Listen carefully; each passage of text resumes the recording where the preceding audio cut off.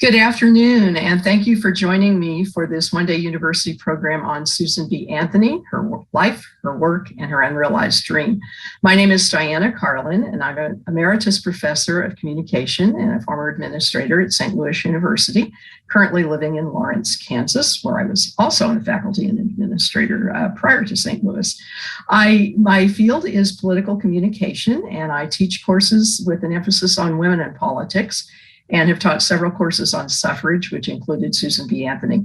Today, we're not going to have a chance to really get into her life as much as I'd really like. 50 minutes isn't enough. There are multiple biographies and even an entire book on her trial in 1873. So you're going to get the highlights, and hopefully this will encourage you to maybe pick up one of those books. So let me go over kind of the program for today. So I'm going to start with a few facts about her, and I'm not going to go into any detail because we're going to be developing those facts as we go. Before I really get into her life and her work, I want to establish some historical context, because you have to really understand the times in which Susan B. Anthony and the other suffragists were working. And let me make a point here. I said suffragists, not suffragettes. These women would be turning in their graves if we were referring to them as suffragettes. Suffragettes were the British suffrage advocates, and they used tactics that were very different from the American women. They were setting things on fire. They were throwing themselves in front of horses and getting killed when the prince was riding in a race. And so the American women did not want to be called a suffragette because they didn't want to be associated, but it was used by the people who really opposed them as a derogatory term. So they were suffragists. So that's part of the historical context. Three causes that were all intertwined: temperance, abolition, women's rights. And then it's really important to talk about Susan B. Anthony in conjunction with Elizabeth Cady Stanton. Then the roles that she played in the women's rights movement, her very famous trial, and then her legacy. So that's the order of the day. So start with a few facts. She was born in 1820 in Massachusetts. Her father, Daniel, owned cotton mills and was really pretty wealthy, and he ran extremely efficient cotton mills. Her mother, Lucy Reed Anthony, kept many of the young women who worked in the cotton mills in their home, and so she took care of the boarders. She then moved to New York. Her father was so successful in Massachusetts that a mill owner in New York asked her father to come and run his mills. So then she grew up in New York and was in a Quaker family. And that's very important because the Quakers believed that women had an equal voice at their meetings with men. So Susan, from the very beginning, saw that women had equality, at least within the world in which she was living, this Quaker family and this Quaker community and meeting house. She eventually became a teacher. And then she connected with Elizabeth Cady Stanton in 1851. And she really started as a temperance advocate and also as an abolitionist, and wasn't really that interested in women's rights until about 1853. And that made her a suffragist. As I said, we're going to go into details on this. She was very active later then in the American Anti-Slavery Society, the AASS. There are a lot of acronyms connected with this movement, and became one of their agents and eventually became comfortable as a speaker and a lecturer. She founded The Revolution, which was the first newspaper founded by a woman to promote women's rights. 1869, she established the National Woman Suffrage Association. And then in 1872, she voted illegally, and that became a really important part of her whole journey in the women's rights movement. Between 1872, after she voted illegally, and 1906, when she died, she was very active in a variety of ways with women's rights. And then she died in March of 1906 in Rochester, New York, which is where she really spent most of her life. So to put Susan B. Anthony in historical context, you have to understand, first of all, why she never married. And she didn't marry because of this statement that came out of the Declaration of Sentiments, which was signed in 1848 at the Seneca Falls, New York Women's Rights Conference. It was the very first one held. And in that declaration, they stated that man has made her, if married, in the eye of the law, civilly dead. And so when people asked Susan B. Anthony, why she hadn't married, this was exactly right. because she viewed herself as civilly dead, because she basically was. So this is over on the right, one of the original declarations of sentiments that was signed in 1848 at Seneca Falls. And you notice Frederick Douglass's name is on there, and you post Catherine Stebbins, Elizabeth Cady Stanton, and it was unanimously adopted. And that statement came out of this declaration. Some of those restrictions that the Declaration of Sentiments pointed out were that, first of all, married women couldn't own property. And if a woman was single and lived with her family, her father or any adult male who was in that family had control over any money she earned or any money she had. But if a woman had property when she married, it then became her husband's property and she no longer had control. Women could not sue for divorce. Even if they were in a terrible marital situation, they could not file for divorce. Only men could file for divorce. And if a man did file for divorce, he got the children. And that was typically the law in almost all the states and territories. So this notion of civilly dead, really no rights. They couldn't vote, obviously. And we know when the country first started that the only people who could vote were white men, 21 and over, who were property owners. But the Constitution gave states the rights to really determine voting, accessibility, and how one voted. And so eventually over time, the states began to get rid of the property, and they didn't get rid of the white or they didn't get rid of the male, but they at least got rid of the property qualification. They were obviously taxed. So if they were widowed, if they were single, they had to pay taxes, but they had no representation. So one of the major reasons why we fought the Revolutionary War, taxation without representation, still applied to the women.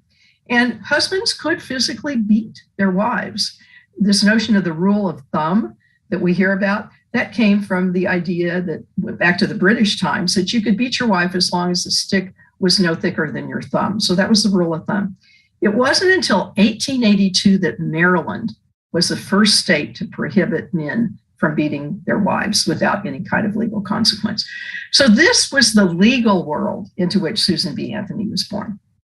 But in addition to the legal world, there was also a religious and a political and a set of cultural barriers to women's participation, full participation in society. One was religious. They used the Bible for support, St. Paul saying that women should be silent. They also didn't have access to education. Colleges didn't let women in. Even most people didn't go to a formal school. They were educated at home, and those that were wealthy enough to send their children to a boarding school or some type of a school in their community that usually wasn't free, women were usually not allowed in those schools. So it was very difficult for women to get an education. And even if they were in a community that had schools for women, they couldn't go on to higher education, at least not until later in the 1830s, 1840s, that began to change. So politically, men had to give women rights. And you're not going to give up your own power, because if women are voting, then the men's power was diminished. So how do you convince men to give you something that they see as a zero-sum game? So politically, that was part of the problem. A lot of women opposed suffrage because they really thought that politics, like the men did, was kind of a dirty thing. And there were a lot of things connected early on with buying votes with alcohol and on voting day and that type of thing. And so women really opposed it because they thought their husbands were taking care of them. And this was mainly the elite women, didn't see the reason for it. And then some issues such as temperance really got in the way of suffrage, because women were the ones primarily who opposed the sale of alcohol and the consumption of alcohol. Because when men did become drunk, they were more likely to beat their wives. They really saw that as the root of all evil. But the people who controlled alcohol obviously didn't want to give the women the vote, because then they were afraid that they would pass what we ended up having, which was an amendment for prohibition. Culturally, the world was divided into public and private spheres. The public sphere was politics, business, any news, anything that was for public consumption, and that was seen as belonging only to men. The private sphere was the home. And that was considered the domain of women. They were to take care of the children. They were to take care of their husbands. Most of them controlled the money at home. They were the ones who were buying the food and taking care of things. But it was like, this is the private place, being religious, training your children, being what we called a good Republican, small r, wife and mother, who saw to it that the children's morals were inculcated and that they were going to be good citizens. Women were also viewed functionally. They were there to produce heirs. They were there to help with farm work, housework, whatever, support their husbands. Also sentimentally, that women were weaker, that women were beautiful, that women should be protected from anything that was potentially evil, and politics was seen as something where there was not necessarily everything above board. And then public speaking was considered unnatural for a woman. And in fact, in 1850, a group of pastors wrote a document, and they basically said that if a woman got up to give a speech, she had unsexed herself. In other words, this public notion of public speaking belonged to men, and if a woman was doing it, then she was stepping out of that private sphere, and she was no longer behaving as a woman. So those were the things that Susan B. Anthony and all of the other women of this era faced. So Susan B. Anthony had more than suffrage or women's rights as a cause. She really began her political activity as a temperance advocate. And this came out of her Quaker background. Her father and mother believed in education, and they even started a school in their home when they moved to New York for children in the community, both boys and girls, because they believed, as Quakers, that women needed to be educated. They needed to be able to read the Bible, and they were able to speak out at meeting if they were moved to do so. Quakers also believed in abolition. And so Susan's parents were very staunch abolitionists, and she became an abolitionist as well. And then women's rights and suffrage. And the Quaker women were among the leaders of the suffrage movement. Like I said, I teach a course that deals with suffrage, and many of the early leaders were Quaker women because they had grown up, as Susan B. Anthony had, in this environment that women also had a right to speak. Women had a right to participate. And women had a right to be educated. As a Quaker, she didn't originally think that suffrage or the vote was important, because Quakers didn't vote for the most part because they considered government to be involved in a lot of immoral activities, or not using the power that they had to do things like abolish slavery.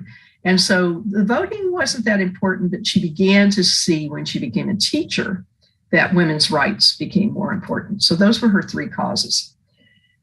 She was really connected very closely with Elizabeth Cady Stanton, who was one of the mothers of the early suffrage movement and one of the founders of the Seneca Falls Convention, along with Lucretia Mott.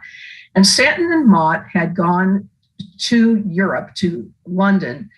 In fact, it was Stanton's honeymoon, to an abolitionist convention in London, but they were not allowed in. And this infuriated them, as you can well imagine. And so they went back to the US and started planning this 1848 Seneca Falls Convention. Susan B. Anthony did not attend because in 1848, she wasn't really concerned with women's rights. At least not with suffrage or some of the other things that were listed in the Seneca Falls Convention. Her parents, however, attended. And so they talked about having met and heard Elizabeth Cady Stanton, and they told Susan about it and how impressed they were with her. But in 1851, Stanton and Anthony did meet. And they met in Seneca Falls. Now, remember, she's living in New York at the time because the family's moved there. So Seneca Falls isn't too far from where the family is. And so Susan B. Anthony went to Seneca Falls because there was a big abolition meeting. And that was one of her other interests. And William Lloyd Garrison was going to be there, and also a British abolitionist named George Thompson, who was apparently just an incredible speaker. And Anthony wanted to hear him. And she wanted to meet Stanton. So she was introduced to Stanton on a street corner outside of the convention by Amelia Bloomer. And Amelia Bloomer was a very important person in the suffrage movement and also influenced Anthony. Bloomer was known for wearing bloomers pants. that were gathered at the ankle and kind of full. And then instead of wearing a long dress, a short dress or a tunic was worn over them. And Elizabeth Cady Stanton and several of the other women adopted that. And they believed it was a much healthier way to dress and an easier way to move around and do their work. And so Bloomer, who Stanton knew and Anthony knew, introduced the two of them. And they really began collaborating on temperance and on abolition. And it wasn't until 1853, 2 years after Stanton and Anthony met, that Anthony really became fully devoted to the women's rights movement, and then eventually to suffrage with Stanton. One of the first things that began to make Anthony see that women needed to be campaigning for equal rights was that she found out that she was being paid half as much as the men who were teaching exactly the same teaching load for the same number of days and had all the same kinds of policies they had to follow. And she was getting higher ratings in her school than many of the men in the school district area. And so she fought that and really went to work for equal pay for equal work, something that we're still dealing with in the 21st century. So she moves from temperance, abolition, and then begins taking up the suffrage movement and women's rights. And almost all of these women leaders came from either temperance or abolition. And many of them, as I said, were Quakers, and they started out as abolitionists because of the immorality. And then they began looking at their own lives and said, we're civilly dead, just like the slaves.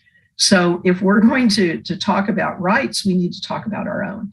So that was how the abolition movement morphed into the women's rights movements. And then the temperance movement became part of the women's rights movement, especially for people like Anthony and Stanton, because they really did see alcohol as a part of the problem that a lot of married women had. So a little more about this relationship between Stanton and Anthony. And one thing I would recommend is that Ken Burns, about 25 years ago, did a documentary for public broadcasting called Not for Ourselves Alone. And it's an incredible documentary about the relationship between Stanton and Anthony and their journey for women's rights. I highly recommend it. It's still available from PBS, and you can actually get it online as well. So that really goes into this incredible relationship that these two women had. It went from 1853 to 1902, actually 1851, but 53 to 1902 was really the women's rights part of it, when Anthony finally said, I can't do these other things without campaigning for women's rights. So they collaborated on multiple projects. And one of their most successful collaborations was getting the New York State Assembly in 1860 to adopt the Married Women's Property Rights Law. And they went to the Capitol, they went before the Assembly, and they gave all the reasons why women should be able to own property, control their own money after marriage. This was something that a lot of the Western states did earlier than 1860, because there were a lot of women's rights as we went west, because they were trying to attract women to the West. So they were giving a lot of rights in the Western states that women in the East didn't have. But that was one of their big successes, where they really worked on this property issue, because they saw that men, when they had the women's property, could gamble it away, could drink it away, could give it away. And then these women were left destitute if they became widowed, or obviously if they were divorced and it had been their property originally, they didn't have it. So that was really one of their major early collaborations. They continued then until 1902 to form associations that became national and had state branches. They went on the lecture tour. They went across the country, the two of them literally stumping the country in support of women's rights. So multiple collaborations. One of their major collaborations and major contributions to the history of women's rights was a multi-volume set of books called The History of Woman Suffrage. They didn't use the plural, we do now, but they called it women's suffrage. And they did it with a third person named Matilda Joslyn Gage. And that's not a name we hear very much with the women's rights movement. But we know her son-in-law very well, L. Frank Baum, who wrote The Wizard of Oz. And She was quite a rebel. In fact, the biography of her is called Born Criminal. She parted ways with Anthony and Stanton. The three of them were very, very close. And then Lucretia Mott originally, and there was a split there, and I'll talk about that more later. But Gage began to be a little more active and used some tactics that were a little closer to the British women's tactics. And she didn't think that Stanton and Anthony were moving fast enough. And so they literally wrote her out of the history of women's suffrage. And so she's been kind of lost until recently. But this book is this set of books is an amazing story and detail of everything these women did, not just the three of them, but all of the major players in the suffrage movement. So that set of books is a major contribution to not only women's history, but to American history, because you can't separate the two. They also co-founded this newspaper that I had mentioned, The Revolution, and that ran for 4 years. And part of the reason it only ran for 4 years was that by the early 1870s, the movement was starting to have some problems, and that's because there were splits. Some of the women in the movement believed that because the states, by the Constitution, really had the right to determine what was happening with voting rights, that they should just work state by state. It might take a lot longer, but getting a federal amendment was going to be extremely difficult because not only did it have to get through Congress, the president had to sign it, but then you had to have 3/4 of the states ratify it. And that the odds of doing that, because a lot of these states were refusing to give women the right, was going to be very, very difficult. So they co-founded this Revolution newspaper, which they thought would be a way of educating women more broadly and men who were sympathetic to all of the issues besides just suffrage that women needed to deal with. So the Revolution talked about labor laws. It talked about safety in the workplace, because once the Industrial Revolution got into full swing, you had these fires that women were locked into these factories, couldn't get out, and died. And there were a lot of other real hazards with many of these factories, child labor laws. They also talked about suffrage. They talked about property rights, because very few states had done what New York did. So the Revolution really took on so many issues, temperance also, which angered a lot of the men because they simply weren't going to deal with letting these women vote in temperance. And they also talked about immigration. And this was one of the places where, if you look at the rhetoric, if you look at the speeches from Stanton and Anthony during this period of time, it became much easier for immigrants, because remember, we were having a wave of immigration in the late 1880s because we have the Industrial Revolution. We need more people to work. People are leaving Europe because of what's going on there. And so it was much easier for these immigrant men to become naturalized and become voters than these women who were born in the United States. So they became very angry. They were very frustrated. And so their speeches really began to sound very anti-immigrant. And they eventually also, even though they were all abolitionists, they also began to sound as if they were opposing African-American voters, because what they were claiming was that as educated women, voters should be educated. And so immigrants and a lot of the former slaves, while they thought they should have a right, they weren't as well educated as these leaders. And so these leaders believed that they were better qualified to vote, but yet they weren't getting a vote of people who were less qualified. When my students read those speeches, including one given in Kansas, in Leavenworth, where Susan B. Anthony's brother was a newspaper editor, they're just appalled, because they think of these women as abolitionists, as believing in equal rights for everyone. And then they read some of this and they're really shocked about what they're saying. But that was part of why the split with these women happened too. But Anthony and Stanton, stayed the course. This is the statue. If any of you have been to the U.S. Capitol, this is a statue that's in the U.S. Capitol. On the left is Elizabeth Cady Stanton, in the middle, Susan B. Anthony, and then in the front is Lucretia Mott, who we don't hear of as much as we do the other two. And then there's that piece of the marble in the back, and I like to think that is the ghost of Matilda Gage, that she really should have been up there, because she was so crucial early on too. And there are probably a lot of other women, but I really view that as kind of representing all of those other women who there simply wasn't room for. This statue was kept in the basement of the Capitol for decades after it was done. because nobody really wanted to put it up there. And it wasn't really until the, I think, 1980s or 90s before it was moved out of the basement and put in the Capitol. So let's look a little more deeply now at her role in the suffrage movement. Between 1865, the end of the Civil War, and 1872, when she voted, she continued to work for the 13th Amendment, which is the amendment that freed slaves.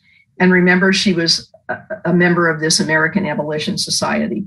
And that was how she really began developing her public speaking skills, was beginning to speak out in the 1840s and 1850s as an agent for the AASS on abolition. And so she really wanted to work for these freed slaves and to get the 13th Amendment that basically said they had all the rights of citizens, former condition of servitude did not matter, and that they were freed and that they were truly citizens, because they were not considered citizens. And remember, even in the original Constitution, they were only counted as 3/5 of a person for the census. Women were counted fully, but once again, even though they were counted as citizens, didn't have those rights. As they were once again developing the 13th Amendment, the women were saying, okay, we gave up all of our work for 4 years, because during the 4 years of the Civil War, all of the suffrage leaders, women's rights leaders, really stepped back from that issue, and they supported the war effort, which was very, very difficult for Anthony because she was a Quaker. And she had real trouble finding ways to support what was going on. But she and other Quaker women did what they could to aid the soldiers who'd been injured, to take care of the troops. But they really didn't believe war was the answer. So when the Emancipation Proclamation was signed in 1863, they then began advocating for the 13th Amendment, and they wanted it done before the Civil War was over. They wanted it in place so that if the Union did win, as they really believed it was going to, that 13th Amendment was already there. Obviously, it didn't happen until after the war. So this became a very important part.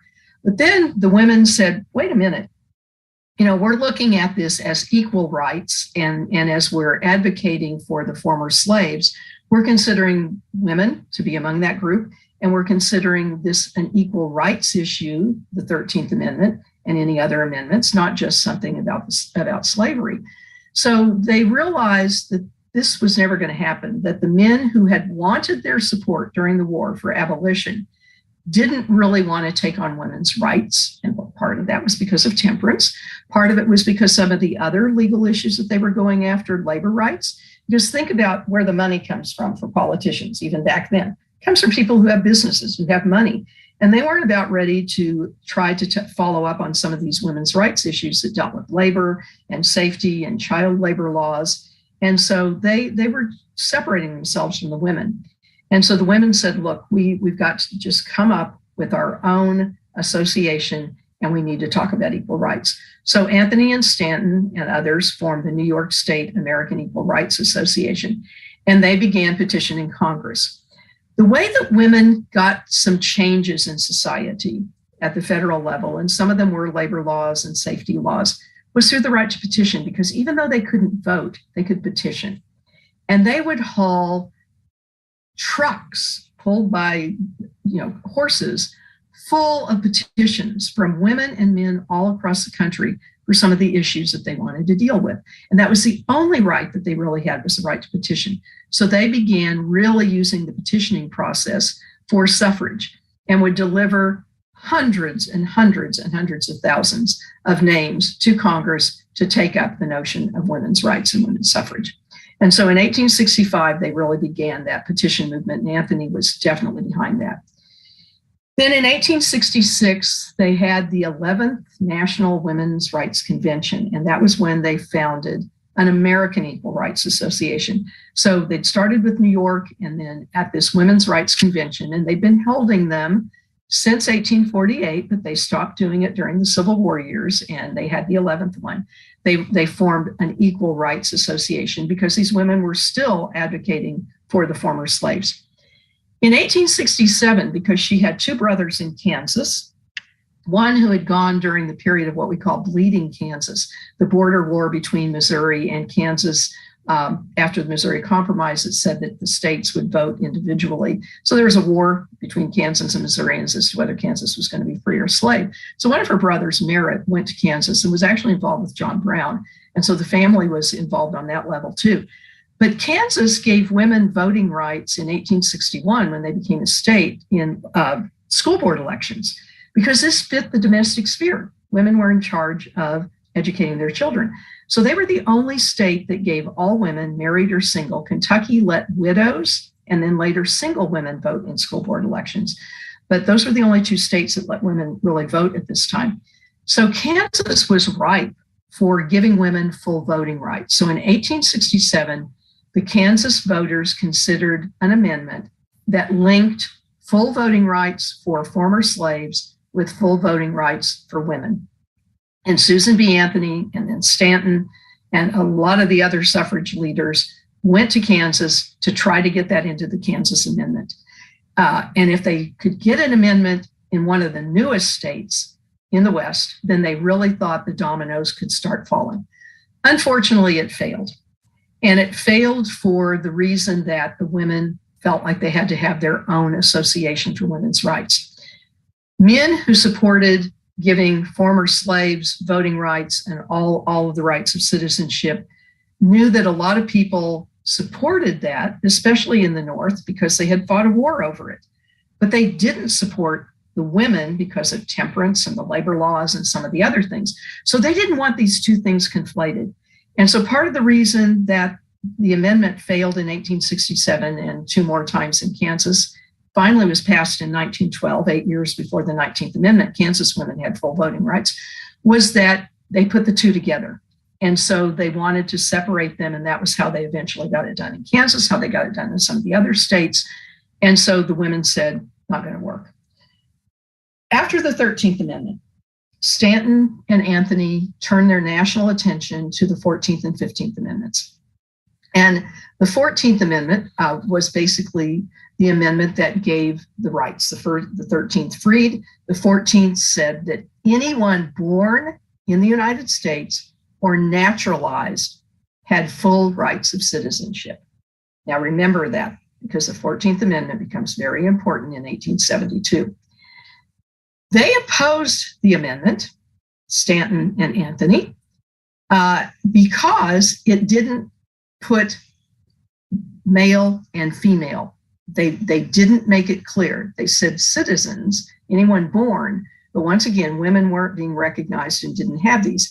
And other parts of the amendment in terms of who could hold office and some other pieces very specifically said male. And because they very specifically said male in the 14th, they opposed it. And this was another reason for the split in the women's groups.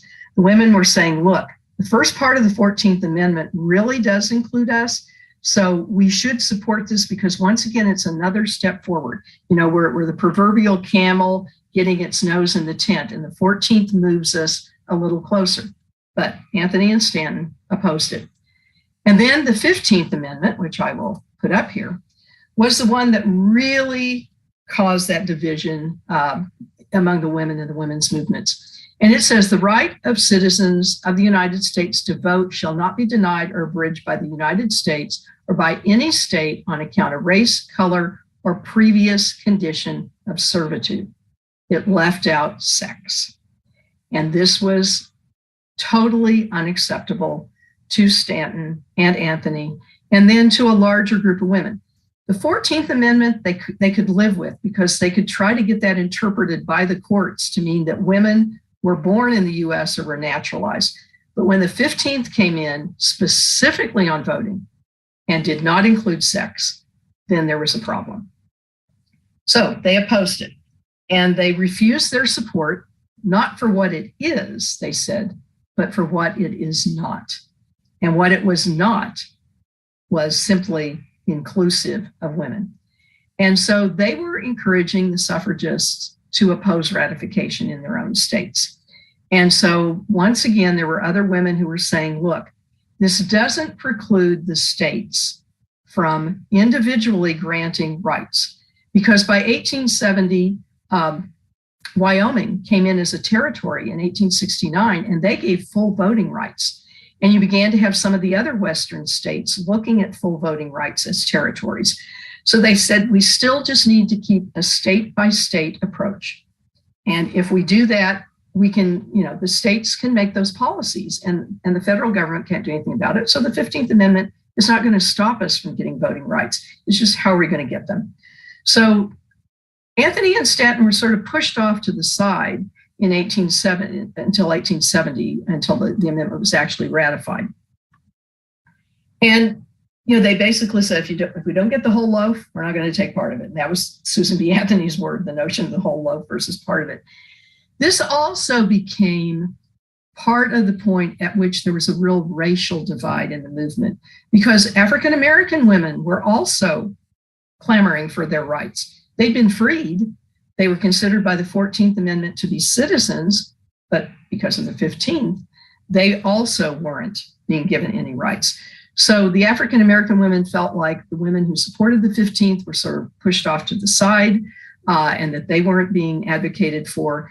And then eventually, because race was an issue in the South during Reconstruction, a lot of the women, even like Anthony and Stanton, began backing away from some of their civil rights positions. So you had all of the splintering of the movement, which was part of the reason why it took until 1920, was that you didn't have all of the women, just like we don't today, have a single mind about issues. So between 1865 and 72, they did more. Like I said, they started the revolution in 68. And then with Stanton, she founded the National Women's Suffrage Association. And this is where they really began the push for suffrage, was in 1869. And then, as I said, the movement split.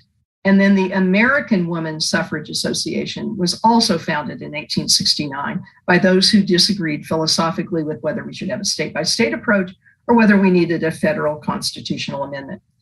In 1870, Stanton was one of many women who testified before Congress on the need for a federal amendment, which was still at the time the 16th Amendment, eventually became the 19th. But they were really lobbying for a 16th Amendment. And one of the women who testified, who got an incredible amount of attention, was Victoria Woodhull, who we could do a whole program on her. She's fascinating. But she got most of the attention, unlike Stanton and some of the others, because she was young, very attractive, very flamboyant, was the first woman to own a brokerage firm with her sister in New York, entrepreneur, but also became controversial because she supported free love. And she had had a divorce along the line. So people began to question her morals. But they all testified and tried to make this federal amendment become a reality. Between 1869, when the movement split and you have the NWSA and the AWSA, Anthony really tried to unify the women. In fact, she went to the opposing convention and they recognized her and honored her. And she tried to do everything she could to bring everybody back into one fold and to have a single association, because she knew this split was simply going to keep this from the federal amendment or even some of the states from getting anything done. Then we have the event that catapulted her into national attention, because by 1872, she and Stanton weren't as much in the news. A lot of other women were coming into play. They were working in the states. And even though Stanton and Anthony were going to the Western states, they were working in New York, they were working in the East, they were literally traveling the country and had husbands and other men who were supporting them, which is how they were able to do it. Anthony's brothers were big contributors to the cause. But they kept stumping, giving their speeches. But in 1870, with the 15th Amendment and with the 14th Amendment in place, Victoria Woodhull was running for president. She couldn't vote for herself, but she was running on the Equal Rights Party. And she's getting a lot of national attention. And they decided that in 1872, across the country, women were going to show up claiming that the 14th Amendment gave them equal rights because they were born or naturalized citizens. So that first section of the 14th Amendment they were using as the basis for the legitimacy of their voting. Virginia Minor was a Missouri suffragist in St. Louis. And she and Elizabeth Cady Stanton and Susan B. Anthony became very good friends. And Virginia Minor was one of the people who was leading the charge on this voting in 1872 based on the 14th Amendment. Now, other women had voted in 1871 in some of the local elections in Michigan, a few other states. There were women who did attempt to vote in those local elections. Their votes weren't counted, they were turned away. But Virginia Minor in 1871 went to the clerk's office in St. Louis and she attempted to register to vote. Her husband was an attorney and he came in and claimed by the 14th Amendment his wife should be able to do that. And Anthony and Stanton were supporting her, but they refused to let her register and obviously she couldn't vote. Her case went all the way to the US Supreme Court, Minor versus Happersett. Happersett was the clerk, the registrar, who wouldn't let her register. And so Minor then just said, okay, we're just going to go show up and vote anyway, and we're going to get women across the country to do that. So Anthony went to her local polling place on November 5th in 1872 with 8 other women. And they walked in to the polling place and they announced that they were there to vote and that by the 14th Amendment, they were citizens and therefore they should have all of the rights of citizens and they should be allowed to vote. Well, there were some men who were sympathetic to them. And so, you know, it's just like today where you have Republicans and Democrats on the election board. Same thing was true back then. And the women originally had been supporters of the Republican Party. And stop and think about it. Lincoln, you know, the Republican Party was the party that during Reconstruction was supporting rights, was supporting getting Blacks elected. The Democrats had been opposing all of this. The Democrats were the ones who believed in the states' rights and continued to support slavery. So when the Republicans turned their back on these women, Stanton and Anthony began going to the Democrats. And so this was another reason why they were sort of pushed into the background, was that the Republicans were in control at the time. And they were really pariahs in any way. Plus, some of the things they were publishing in the Revolution were causing problems. So they show up. Women across the country are doing the same thing. And this one clerk said, we're going to let you, we're going to swear you in as a legal voter, all 8 of you, 9 of you. And so they all swore them in. But there were others who opposed them. And so they had a disagreement, pretty much split by party, as to whether these women should be allowed to vote or not. And so they basically let them do a conditional vote. But Stanton put her ballot in the ballot box and walked away. Of course, this got a lot of national attention that these women were voting illegally.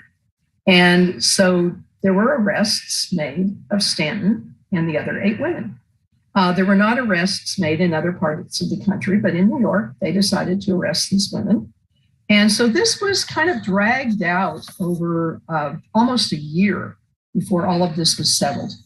And so Stanton had a hearing for the women.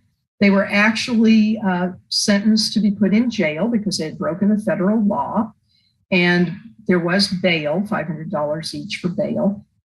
They were eventually let out, but Anthony did not pay a penny. In fact, during this whole process, she did not really spend a single day in jail, nor did she pay the bail, nor did she pay any of the fines that were attached to her. So she was the only one, she and these other 8 women were the only ones who were actually tried. But then when the trial finally happened in December of 1873, a whole year after the election, because it went through a whole series of hearings, she filed a writ of habeas corpus, trying to stop the whole thing, which didn't go. They had federal grand jury investigations. So, you know, the law moves pretty slowly. She was the only one who actually was put on trial, and she did not testify. Her attorney, who was a former judge, only called one witness, and it was one of the election people. And over the course of the hearings and the grand jury investigation, there were several interesting things that happened. And one of them was that they were trying to claim that she was trying to vote by fraud. So one of the questions that was asked was, how was she dressed? And so the men had to admit that she was dressed in a dress. So this was part of the record. Every one of them was asked, how was she dressed? Both the men who had supported her voting and the men who hadn't. And so at the trial, one of the men who had supported her was brought on by her attorney, claimed that there was nothing she was trying to do fraudulently. She was a woman. She was portraying herself as a woman, nothing else, and explained all of the reasons why he had allowed the ballot to go into the ballot box. Anthony was found guilty, but once again, served no time, paid no fine. What happened as a result of this trial in 1872 was that she now became the face of the movement. She made national news because of this trial. People wanted her speaking everywhere. And so she was about to become, cast off to the side. The revolution went bankrupt and they had to shut down her newspaper, which was a major way she was organizing nationally. So she had incredible setbacks. And now 1872 happens, the trial happens in 1873. She is national news and she now becomes the face of the movement. And what happened then after 1873 was that you eventually had the groups come together. They brought the Women's Christian Temperance Union in with them and Frances Willard, who was their president. And so they got more women involved in the voting issue because most of these women who were in the temperance movement were really only interested in temperance, but they realized that if they didn't have the vote, they had to rely on the men to vote for it. And so they needed the vote. So they began to develop some coalitions. And this was part of what she and Stanton did. They went to all of these Western states that were considering giving women full voting rights. And in many of those states, they were able to campaign in the West to get women at least partial voting rights, if not full voting rights. But they were making progress. But they continued to advocate for this federal amendment, for the 19th Amendment. And Anthony, like I said, traversed the country. She did this on the goodness of people where she was going, and she and Stanton did everything they could. Stanton became the president of the Reunited group. And then when she stepped down, Anthony became the president of this merged group that was really trying to make everything happen. And that was the group that helped. But another whole story is how we finally got the 19th, and that doesn't involve either Anthony or Stanton in the latter parts because they had both died. So this is why I titled this the way I did, because she never did realize her dream. She never got to vote legally. And this is really unfortunate when you stop and think about how many years she spent on this project, but never was able legally to vote. So, like I said, she spoke across the country in 1876, which was a centennial of the Declaration of Independence. She and Matilda Gage, they were still speaking, went to Philadelphia. They had a women's pavilion, and over on the right, I have the new Declaration of Rights. It's an update of 1848, and it was really calling for the federal amendment. They were not paid attention to. They had a lot of issues, and this was sort of the beginning of the split with Gage, because she was saying, look, what we're doing peacefully isn't working. We've got to try some other things. 1880 is when they started writing that multi-volume history. And then there was an international conference that was held in the US, and Anthony was selected in 1888 to preside over it, which was another example of the stature that she had gained. In 1890 is when you had the merger, and then 1892 is when she replaced Stanton as president. So kind of to summarize, the reason she didn't ever live to see the vote was that the opposition to the 15th Amendment led to the split, and it then took from 1872 until really the 1880s, 1890s to begin to bring everybody back together. The split with Matilda Gage didn't help because Gage took a lot of people with her, and Gage also went to the West, south to the Dakotas, and she became another face out there that was a competing face. They sidelined the African-American suffragists because of the South. They wanted to get the amendment in the South, and they felt like they had to sort of put them in the background. And then they split with foreign-born voters when they were saying these people are illiterate, they shouldn't be allowed to vote, even though they are naturalized citizens by the 14th Amendment, they should. And so this anti-immigrant rhetoric began to hurt them. And then the temperance issue was a big problem. So what is her legacy? Well, she brought attention to the unequal treatment of women and men teachers. While we still haven't resolved it completely, she at least was able to deal with something on a local level.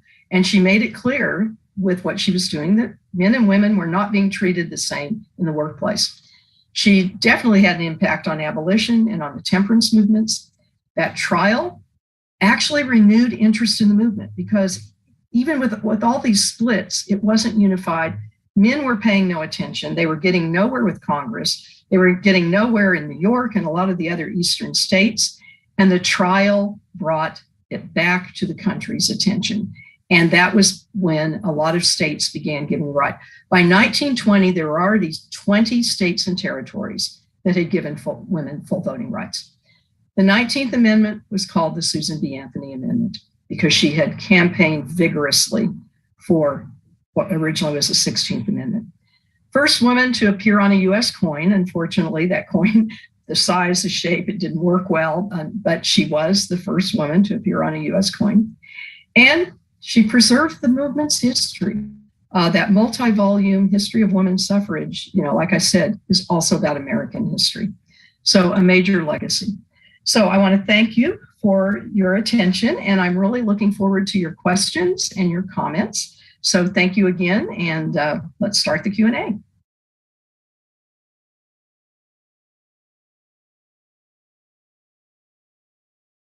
Well, I hope you enjoyed the lecture and that you learned something new. I already have a few questions, but I want to encourage you to send those in and we'll talk about them. So let me begin with the first question I received, and it was whether or not Prohibition Amendment ever would have happened if it hadn't been for suffrage.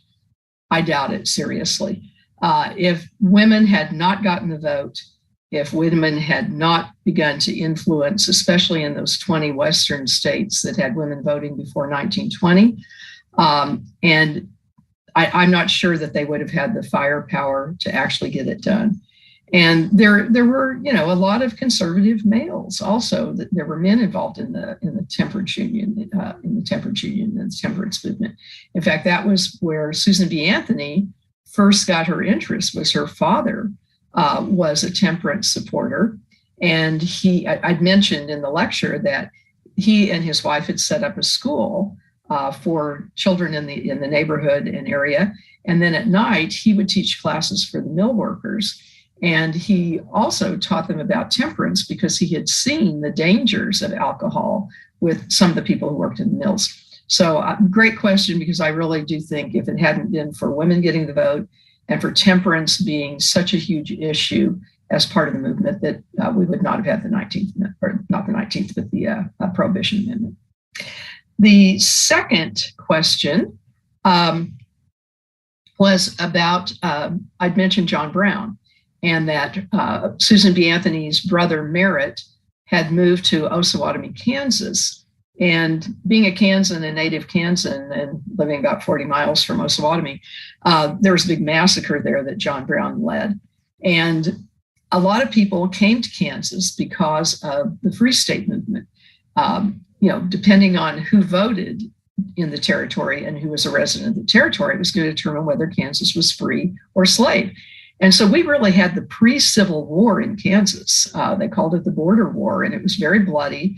Lawrence, where I live now, was burned once before the Civil War started, and in 1863 with Quantrill's raiders. So Merritt was here, and Daniel moved also to Kansas, and then did some work in Leavenworth, and then became a newspaper editor. So it was really the brothers who were connected with John Brown. Susan B. Anthony had never met John Brown, but her family, her parents, the brothers, were very, very supportive of what John Brown was doing. So there was no direct relationship between Susan B. Anthony and John Brown, but only through her family, and mainly her brother Merritt, who was in the same area where John Brown was creating a lot of havoc here in Kansas. The third question was, how did these women support themselves?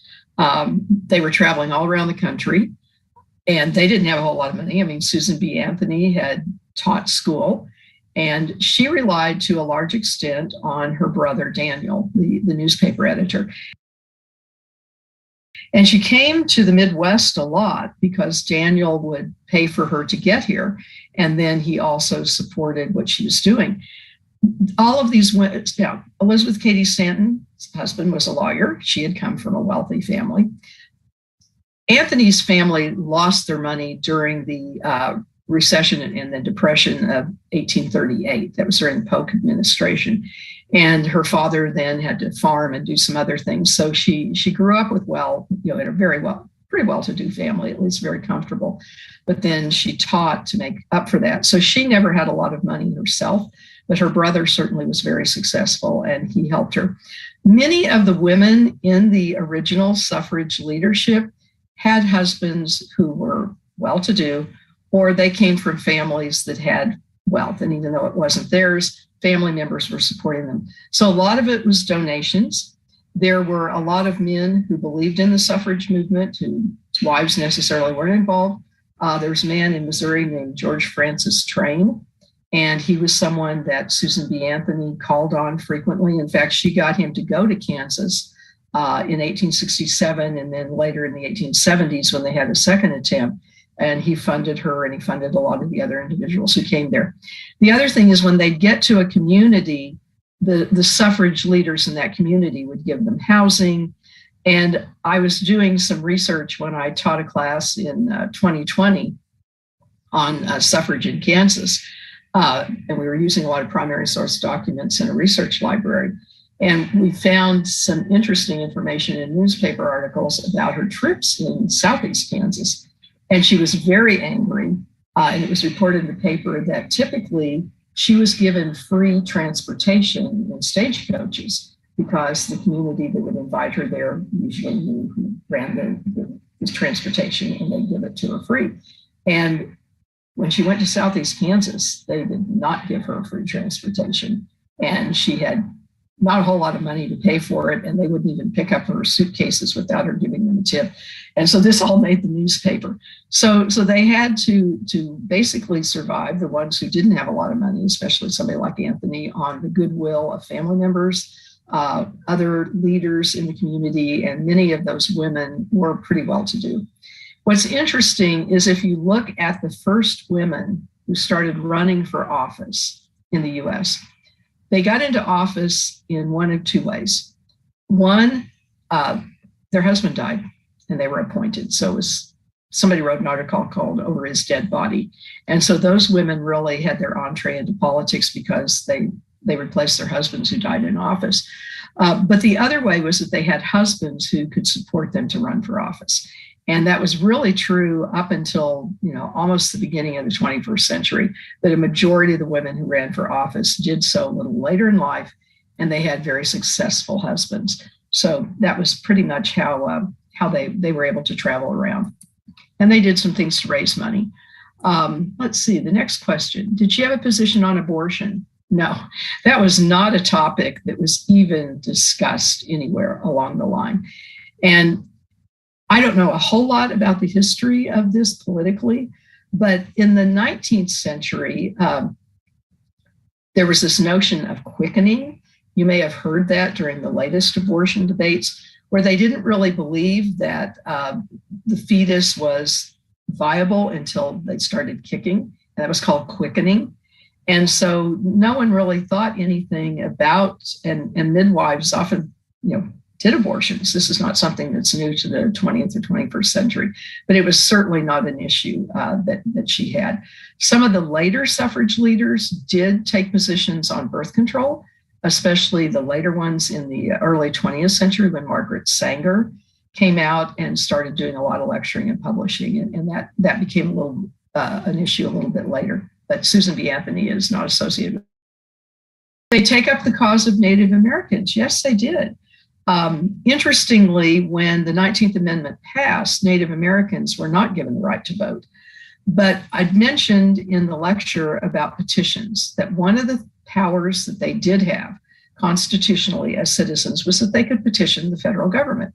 And so remember, I talked about them bringing the wagon loads of petitions. And I have a facsimile of one of the petitions that many of the suffrage leaders signed. And this was about some of the Native American tribes in the Ohio area, and I believe kind of Minnesota, where they were petitioning Congress to give rights to those particular Native American nations. So many of these women did take up those causes, once again, especially in the West. And that was because that was where a lot of this real activism was very successful. And I'd mentioned kind of briefly that the Western states were the ones that gave women the right to vote, whether it was in local elections or then in the federal election before the 19th Amendment, because they did it as a way of attracting women out West so that they could, men could find wives, they could have children, they could get their population increased, and then they could file for statehood, because you have to have a certain number of people in the territory before you can actually apply for statehood. So this was sort of a magnet to get, women out to the West as a way of saying, we're going to give you the right to vote. And Wyoming, as I said, did that as a territory in 1869. So they were the first one to give full voting rights. Kansas gave, like I said, 1861 school board. And then in 1887, they gave women the right to vote and hold office in municipal elections. And the first woman mayor ever elected in the United States was in 1887 in Argonia, Kansas. And within about 5 or 6 years, there were all women city councils across the state. So, and then this type of thing started moving. But because the Native Americans were in that part of the country, that was a cause. So very good question. Thank you for raising that one. Then there is another one here. Can I speak a little about her potentially romantic relationship with Emily Gross? That is something that I really have not really checked into. I've done a little less on her personal life than I have on her suffrage. So I'm sorry, but that's one that I'm not going to be able to really answer very completely. As far as that issue, though, I mentioned that her failure to marry really didn't have anything to do with probably being attracted to a woman, but she certainly had female friendships. And Emily was one of them, and she and Elizabeth Cady Stanton, and there were several of these other women. But she didn't marry because it was her, in some way, her way of protesting the fact that she would be civilly dead if she did marry. And that was a large reason for her not doing it. In fact, there was one point in her life when the family was not doing well, and she actually did wonder if she wouldn't be better off marrying, staying home, taking care of her aging parents, and helping out some of her other sisters. But then finally decided no, that the cause was really more important. And because her parents also supported it, that's where she went. Next question, and please keep sending them because this is the last one I have right now. And we still have a couple more minutes that we can go. Temperance, prohibition, and the anti-immigrant and racial issues within the voting rights struggle could be expanded. Is it correct that Anthony dedicated her entire life to the movement? She dedicated the majority of her adult life. She was in her 20s when she began seeing that this was something that was affecting her personally, with not getting paid equally with others, with men. And, this was, like I said, it was really much of her life that she did dedicate to that until the day she died. I mean, she did not give up working on this until the day she died. And then I'm not quite sure if you were asking a question about the temperance, prohibition, anti-immigration, racial issues could be expanded. Yeah, I could probably do an entire 50 minutes just on those issues within the larger suffrage movement, not just with Anthony. But they were incredibly important issues because these women were up against so many different barriers. And one of the barriers really was the immigration issue, where fairly easy back in the late 1800s or 1890s for immigrants to get citizenship. And so they automatically had the voting rights. And one of the things that I didn't have time to mention in the actual lecture, which I'll talk about now, it's a bit of an expansion, is that once the 19th Amendment came into play, the League of Women Voters was developed. And Carrie Chapman Catt, who was one of the women, along with Alice Paul, who finally brought it to a conclusion and got Woodrow Wilson to agree and then to help get Congress to pass it. They realized that they had to have educated voters. It had been one of the arguments they'd been making. and it had been part of their argument against the new immigrant citizens voting was that they weren't educated and they shouldn't be voting without education. So these women leaders then, once they got the amendment and had the right to vote, then turned their attention to making sure that they had educated women voters. So that was Carrie Chapman Catt, and then the League of Women Voters expanded, to the individual states. So the educated piece was important. That was tied in, like I said, with the immigration piece. But at the same time, the immigrants were incredibly important during that Industrial Revolution phase. So some of their anti-immigration rhetoric was upsetting some of the business community who controlled the purse strings of people who were making the vote. And I think this is probably going to be our last question. This is a strange question. If you could time travel to the late 1800s and meet Susan B. Anthony, what would you tell her about the progress of women in the 20th and 21st centuries? Great question. What a perfect way to end. Well, I would tell her that she would be very pleased that 25% of the US Senate is now women. And we're getting close to 25% in the House.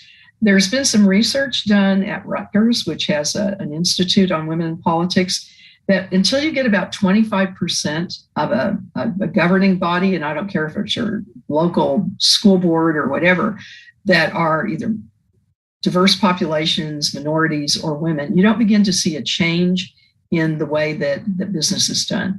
So I think she'd be pleased also to know that the majority of US voters now, and this has been for about 30 years, are women. Women outvote men now. And at the local level, far more women holding office. That in 2020, we had one of the largest numbers of women ever running for office, starting with primary elections.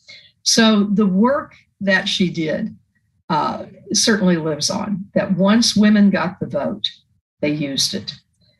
They used it to elect men who would take up their cause, but then they began using it to elect women and to run for office themselves. So I would tell her that, her legacy is incredible, and that she was absolutely right that until women had the vote, you weren't going to change things. So even in the 70s, women could not have their own credit cards. So it wasn't until the 70s, and once again, this is when you begin having this, what we call the second wave of feminism, that women became more politically active, and suddenly women could have their own credit cards or their own line of credit. But some of these problems with the property and all of the other laws that she and Elizabeth Cady Stanton especially went over, there were vestiges of those up until the 1970s. So the issues that she raised, equal pay is still out there. We're still, 70 some cents, not quite 80. And that, women are still fighting for some of what she was after, but for the most part, they accomplished what she was hoping for. So thank you again for joining me. And as I said, I hope you've learned something new, and these were great questions. So go read a little more about Susan B. Anthony or about some of the other incredible women who were involved in the suffrage movement. Have a good evening.